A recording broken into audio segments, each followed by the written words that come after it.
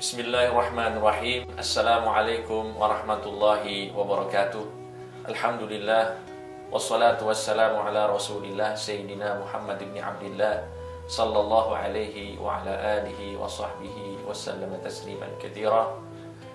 Pemirsa MJA TV yang dirahmati Allah subhanahu wa ta'ala, pada kesempatan yang mulia ini, marilah sama-sama kita masuk menyelam di dalam tafsir surat yang merupakan pimpinan dari surat-surat yang ada di dalam Al-Quran.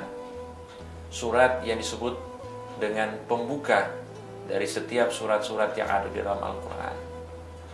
Sesuai dengan namanya, surat ini dinamakan dengan Al-Fatihah. Surat Al-Fatihah, sebagaimana disebutkan oleh para ulama kita, adalah surat yang diturunkan oleh Allah Subhanahu wa ta'ala pada saat Nabi Muhammad sallallahu alaihi wasallam berada di kota Makkah, sehingga disebut dengan surat Makkiyah. Walaupun ada pendapat lain mengatakan bahwa surat Al-Fatihah diturunkan juga di Madinah, diturunkan di Makkah pada saat ada perintah pada Nabi Muhammad SAW dan kepada umat-umatnya untuk mendirikan sholat. Karena sholat salah satu rukunnya, tidak sah sholat seseorang kecuali membaca suratul Fatihah. Disebutkan dalam sebuah hadis, la sholata liman lam yaqra' bi fatihatil kitab. Tidak sah sholat seseorang kecuali dia membaca suratul Fatihah. Pendapat lain mengatakan turun di Madinah ketika ada perintah dari Allah Subhanahu wa ta'ala kepada Nabi Muhammad sallallahu alaihi wasallam untuk merubah kiblat dari Masjidil Aqsa ke masjid ke Makkah Al-Mukarramah atau ke Baitullahil Haram. Dan ini adalah dua pendapat yang disebutkan oleh para ulama. Walaupun di dalam kitab-kitab tafsir disebutkan bahwa pendapat yang kuat ialah yang mengatakan bahwa suratul Fatihah turun di Makkah. Dikatakan di sini, wa summiyat Fatihah li'annaha miftahul kitab. Suratul Fatihah dikatakan Fatihah pembuka ya karena dia adalah kunci dari Al-Quran. Kemudian disebutkan oleh para ulama bahwa Al-Fatihah ini memiliki 20 nama kurang lebih. Dan sebagaimana yang kita ketahui bahwa apabila sesuatu memiliki banyak nama, maka sesuatu tersebut adalah sesuatu yang agung, sesuatu yang mulia. Sebagaimana yang dikatakan, kathratul asma tadullu ala idhamil musamma. Banyaknya nama menunjukkan keagungan sang pemilik nama. Dan dari nama-nama suratul Fatihah yang patut kita sebutkan di sini ialah As-Sab'il Mathani. Al-Fatihah disebut dengan Sab' al-Mathani, yaitu surat yang memiliki 7 ayat. Sab'u ayatin ala sahih sawa'an kulna innal basmalata minha aula. Jadi jumlah dari ayat suratul Fatihah ada 7. Terlepas dari perbedaan ulama apakah basmalah masuk di dalam suratul Fatihah atau tidak, karena memang ada perbedaan di kalangan ulama. Barang siapa yang mengatakan basmalah masuk di dalam suratul Fatihah, yaitu Bismillahirrahmanirrahim, maka jumlah ayat pas menjadi 7 ayat. Adapun barang siapa yang mengatakan bahwa basmalah atau Bismillahirrahmanirrahim tidak termasuk di dalam ayat suratul Fatihah, maka juga tetap ayatnya berjumlah 7, yaitu pada ayat ihdinas siratal mustaqim siratal ladzina an'amta alaihim, itu dihitung 1 ayat, ghairil maghdubi alaihim waladdallin amin. Itu juga termasuk ayat. Jadi jumlahnya ada 7. Itulah kenapa suratul Fatihah disebut dengan As-Sab'il Mathani. Dan suratul Fatihah juga disebut dengan surat As-Shalah, surat Salat. Ini nama lain dari surat Al-Fatihah yang mungkin dari kita masih belum sempat dengar atau mungkin belum tahu tentang nama ini.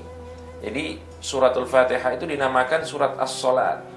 Kenapa? Karena di sini ada hadis qudsi yang menjelaskan bahwa di dalam membaca surat Al-Fatihah, apabila kita membacanya di dalam sholat ataupun di luar sholat, itu ada semacam munajat, ada semacam dialog yang terjadi di antara hamba dan Allah Subhanahu wa ta'ala. Dan munajat ini terjadi apabila kita hendak melaksanakan sholat. Pada saat kita takbir, kemudian kita membaca surat Al-Fatihah, di situ akan terjadi dialog yang mungkin kita sebagai manusia tidak tahu secara langsung dialog tersebut, akan tetapi di dalam hadis qudsi disebutkan bahwa Allah Subhanahu wa ta'ala berfirman, qasamtu sholata baini wa baina 'abdi nisfain. Ini hadis qudsi. Sebagaimana kita ketahui bahwa hadis qudsi adalah hadis yang disampaikan oleh Nabi Muhammad SAW, akan tetapi maknanya itu datang dari Allah Subhanahu wa ta'ala. Di dalam hadis qudsi disebutkan, qasamtu sholata baini wa baina 'abdi, kata Allah, aku membagi sholat antara diriku dan hambaku. Artinya ketika kita membaca surat Al-Fatihah, di sini Allah Subhanahu wa ta'ala membagi bacaan surat Al-Fatihah yang kita baca tersebut di dalam sholat. Fa nisfuha li wa nisfuha li 'abdi. Setengahnya atau setengah bacaan surat Al-Fatihah itu adalah milikku, kata Allah, dan setengahnya itu adalah milik hambaku. Wali 'abdi ma sa'al, dan hambaku akan mendapatkan apa yang dia inginkan.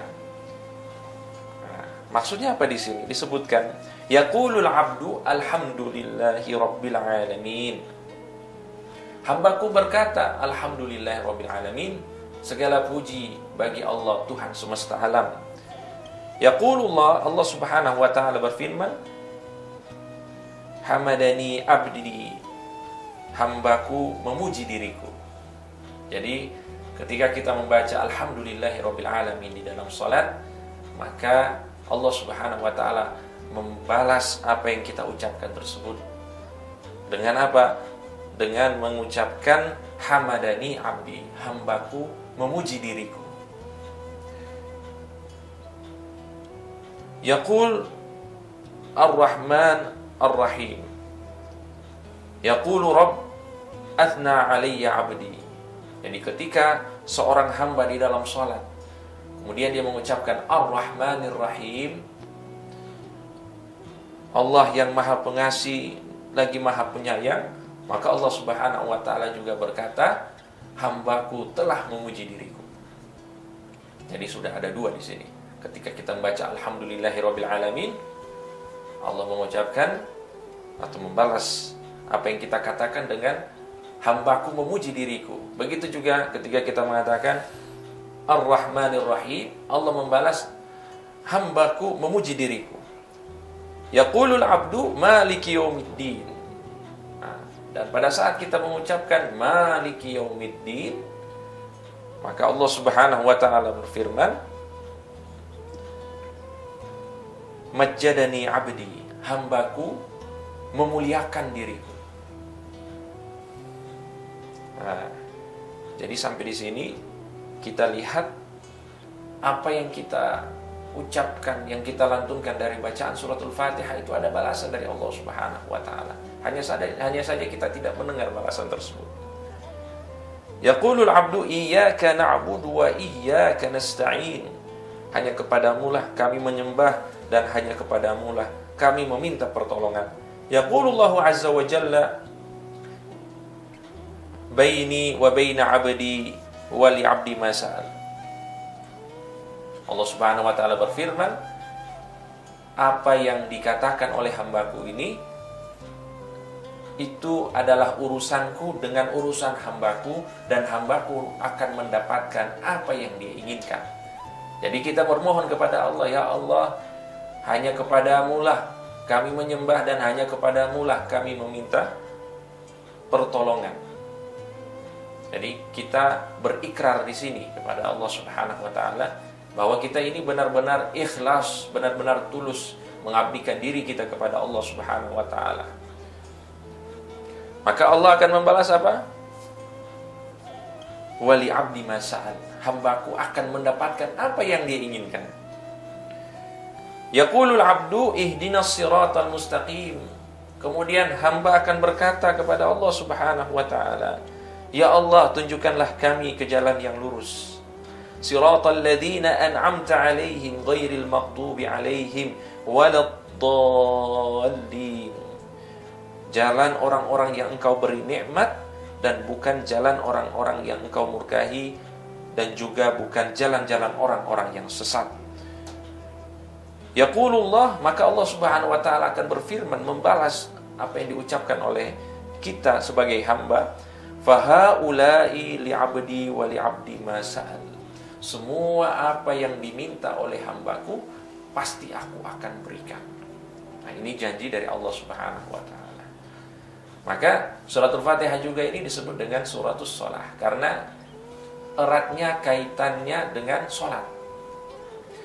Jadi ketika kita sholat, jamaah sekalian, hadirin, pemirsa MJA TV yang dirahmati Allah Subhanahu wa taala, ini berarti kita benar-benar harus menghayati bahwa setiap ucapan dari suratul Fatihah yang kita baca itu ada balasan dari Allah Subhanahu wa taala, dan terdapat janji-janji dari Allah Subhanahu wa taala yang pasti akan ditepati olehnya. Nah, kemudian juga di sini disebutkan ada faedah ya, yang mengatakan termasuk dari keutamaan baca suratul Fatihah, yaitu wa idza qara'tal Fatihata fasil bismillahirrahmanirrahim bilhamdulillahirabbil alamin binafsin wahid. Ketika engkau membaca bismillahirrahmanirrahim, ini mungkin di dalam keadaan kita sendiri, bukan dalam sholat, maka sambunglah antara bismillahirrahmanirrahim dengan alhamdulillahirabbil alamin. Jadi seperti ini, bismillahirrahmanirrahim alhamdulillahirabbil alamin, karena di situ terdapat keutamaan yang luar biasa. Sebagaimana disebutkan dalam sebuah hadis, ishhadu anni ghafartu lahu, barang siapa yang membaca seperti itu suratul Fatihah, maka aku akan mengampuni dosa-dosanya, wa qabiltu minhul hasanat, dan semua amal baiknya akan aku terima, wa tajawaztu anhu sayyi'at, dan aku akan mengampuni atau menghapus segala keburukan-keburukannya. Wala uharriku lisanahu finnar, dan niscaya lisannya yang membaca suratul Fatihah itu tidak akan aku bakar dengan api neraka. Ya, ini keutamaan yang sangat luar biasa yang disebutkan oleh Al-Imam Al-Munawi. Nah, jadi banyak sekali ya faedah dari membaca suratul Fatihah ini disebutkan oleh para ulama yang insya Allah bisa kita amalkan setiap hari, karena ini adalah surat yang paling baik dari seluruh surat yang ada di dalam Al-Quran, dan pembuka dari setiap surat-surat yang ada di dalam Al-Quran. Dan ini saja yang bisa kita sampaikan pada kesempatan ini. Mudah-mudahan manfaat untuk kita semuanya. Semoga kita lebih bisa memahami dan menghayati setiap bacaan dari suratul Fatihah di dalam sholat, di luar sholat, apalagi di dalam sholat ketika kita bermunajat kepada Allah Subhanahu wa ta'ala. Wallahu ta'ala a'lam. Wa sallallahu ala sayyidina Muhammadin wa ala alihi wa sahbihi wa sallam. Alhamdulillahi rabbil alamin.